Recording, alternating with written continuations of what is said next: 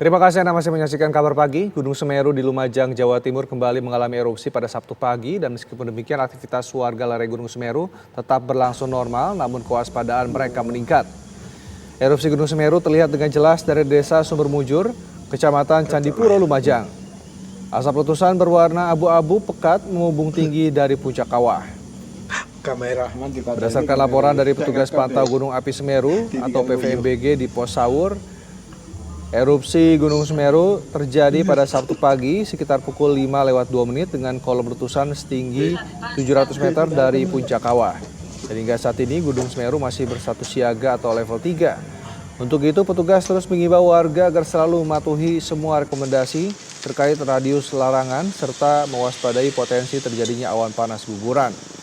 Penduduk yang bermukim di lereng Gunung Semeru, terutama di kawasan rawan bencana letusan, kini telah beraktivitas normal, namun mereka tetap waspada dan juga siaga.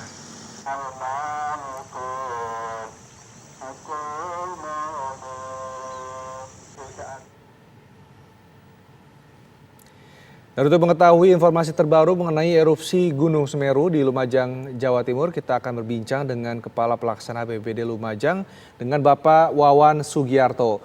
Selamat pagi, Assalamualaikum Pak Wawan.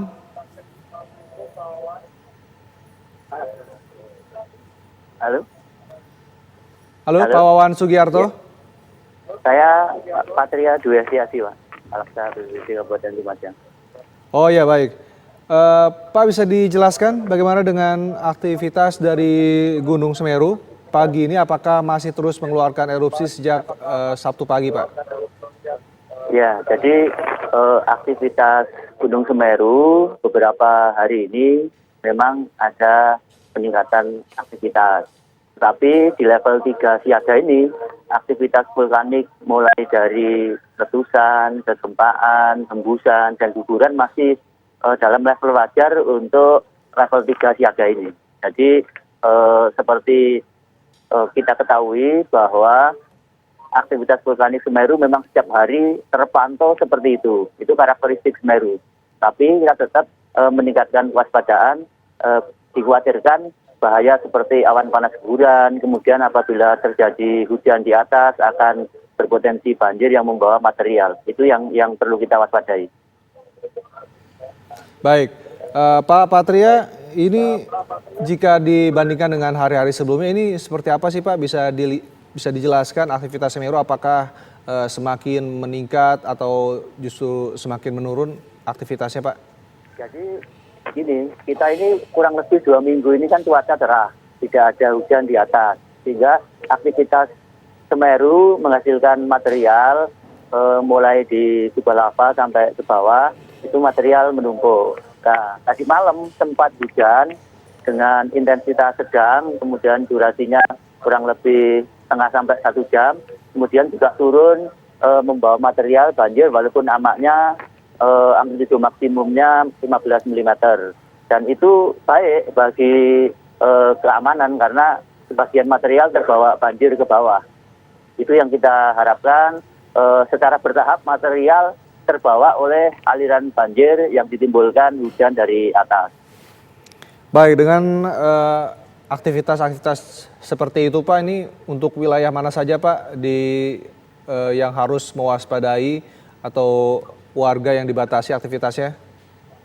Ya terutama adalah di sepanjang aliran lahar di level 3 ini himbauannya adalah sepanjang 13 km tidak boleh ada aktivitas. Kemudian 500 meter di kanan kiri bantaran sungai sepanjang aliran lahar juga kita harus steril. Nah untuk itu yang perlu kita tingkatkan waspadaan yang pertama adalah di jalur perlintasan Curah Keboan.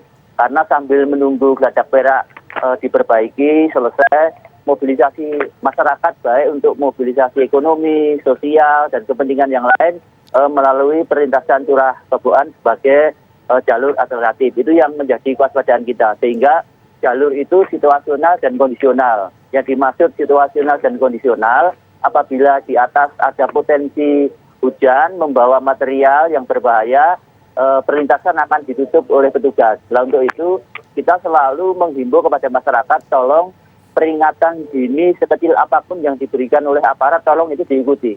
Tolong itu dituruti sehingga kita bisa menjaga keselamatan bersama. Itu Mas Rendra. Baik, ini berarti seluruh aktivitas masyarakat yang berada di sekitar lereng ini masih relatif normal ya Pak untuk sejauh ini?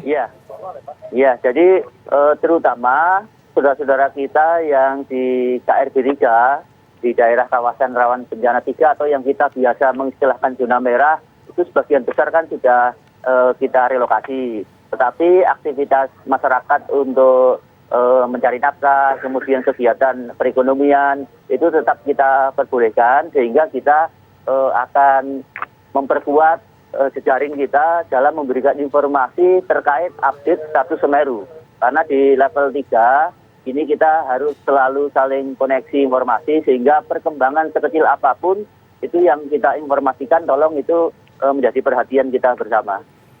Baik, terima kasih Pak Patria sudah bergabung bersama kami di Kabar Pagi.